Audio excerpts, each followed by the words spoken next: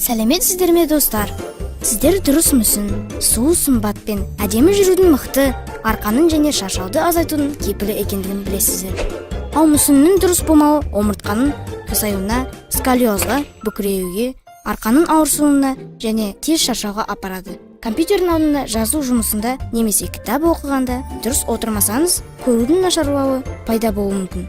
Үстелдің қасында қалай дұрыс отыру қажеттігін және дұрыс отырмау жағдайларын қарастырайық. Адам үстелдің қасында отырғанда басын тік ұстау қажет. Қатты еңкеюге болмайды. Иықтарды сәл артқа қарай тарту қажет. Омыртқа тік және орындықтың арқасына тиіп тұру қажет. Ыңғайлы болу үшін арқаның астына шағын жастық қоюға болады. Қолдар салбырамауы қажет.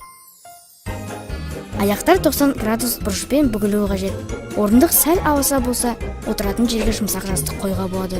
Егер орындық тым биік болса, аяқтың астына қойғыш қоюға болады. Ұзақ жұмыс кезінде әр жарты сағат сайын аздаған үзіліс жасау қажет. Жүру кезінде мүсін дұрыс болу үшін не істеу қажет? Арқаны тік ұстау қажет. Басты еңкейтуге болмайды. Иықтар сәл артқа тартылып тұру тиіс.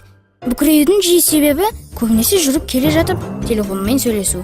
Сондықтан қозғалыс кезінде мобильдік телефонды жиі қолдануға болмайды. Сау мүсінді жасау және сақтау үшін бірнеше жеңіл жаттығуларды қолдануға болады. Желке, арқа мен өкше қабырғаға тиетіндей етіп, қабырғаның қасына тұрыңыз. Басқа кітап қою қажет. Басқа кітап қойып, қолмен ұстамастан бөлменің ішінде жүріңіз. Қолмен ұстап турникте созуыңыз. Немесе жерде тұрып, аяқ ұшына тұрып, жоғары қарай саусағыңызға дейін созуыңыз. Тегіс жерге ішіңізбен жатып, артқа қарай бірнеше рет қайыру қажет. Қолды артта айқастырып, омыртқаны мүмкіндігінше қайырылатындай етіп, алға қарай баяу созу қажет. Арқа арқылы қолдан қолға бір затты беру қажет. Сол және оң қолды алмастыра отырып. Енді мүсінді қалай сақтау қажеттігін білесіз. Осылайша күні бойы сау және сергек боласыз.